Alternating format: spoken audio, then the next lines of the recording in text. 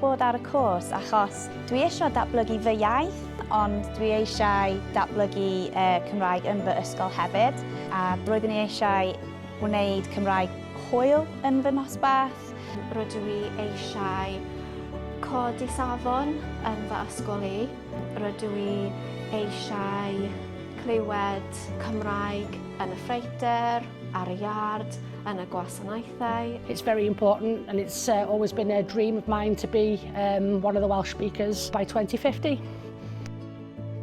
I really wanted to improve my Welsh, but I found the hustle and bustle of school, I didn't have enough time to improve it and really make it my priority.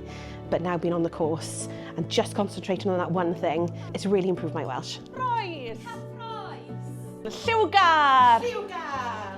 O, mae'n heias i y cwrs sabothol a cwrdd â ffrindiau a chwaraeais i geimiau newydd bob dydd. Dwi'n mwynhau dreulio amser gyda phobl ar y cwrs a rannu syniadau a just siarad gyda pawb.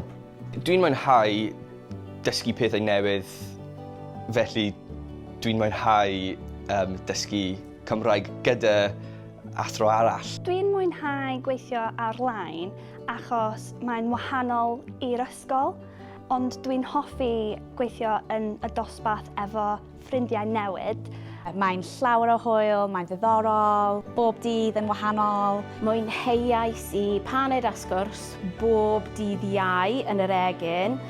I've thoroughly enjoyed this course and I think it's taught me so much about the Welsh language but also about the Welsh traditions. Mae tiwtoriaid yn anhygoel.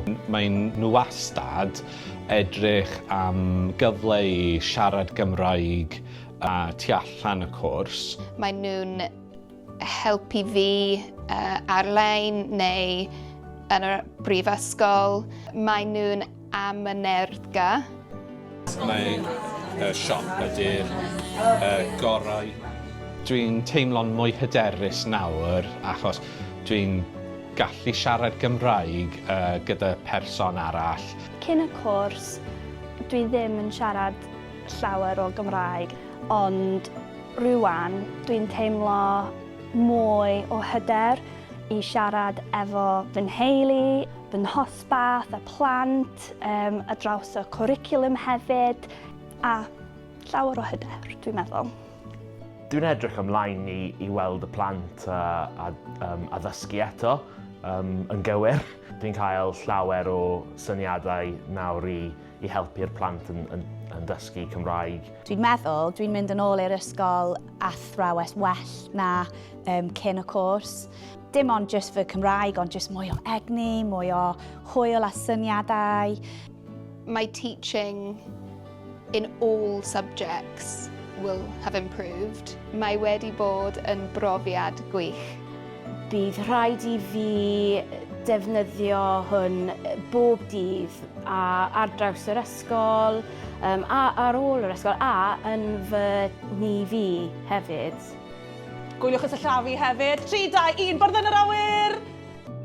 Dim gwaith paratoi, ond jyst meddwl. Os cewch chi cyfle, gwnewch yr cwrs. Dy daith di ydy hi a'r mwynhewch bob eiliad.